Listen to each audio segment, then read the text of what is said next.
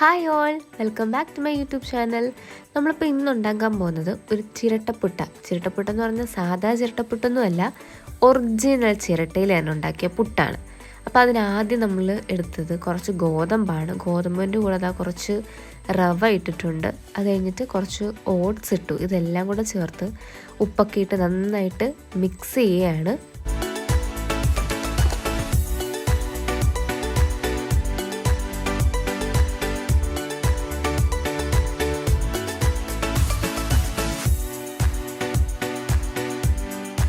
അപ്പോൾ ഇതാണ് നമ്മുടെ ചിരട്ട. ഇത് ഫുള്ളൊരു തേങ്ങയായിരുന്നു. ഇതിനെ നമ്മൾ രണ്ടായിട്ട് ആക്സോ ബ്ലേഡ് ഉപയോഗിച്ച് രണ്ടായിട്ട് മുറിച്ചിരിക്കുകയാണ്. അത് കഴിഞ്ഞിട്ട് രണ്ട് ഭാഗം, ഒരു ഭാഗത്തിൽ തേങ്ങ വയ്ക്കാൻ, അതിനകത്ത് ഹോൾസൊക്കെ ഇട്ട് ആവി കയറാൻ വേണ്ടിയിട്ടുള്ള ഭാഗമാണത്. മറ്റേ ഭാഗം ചിരട്ടയുടെ കണ്ണുള്ള ഭാഗമാണ്. ഇത് വെച്ചിട്ടാണ് ഇതിനകത്ത് പുട്ടിട്ടിട്ട് മറ്റേ ഭാഗം വെച്ച് അടയ്ക്കുകയാണ് ചെയ്യുക.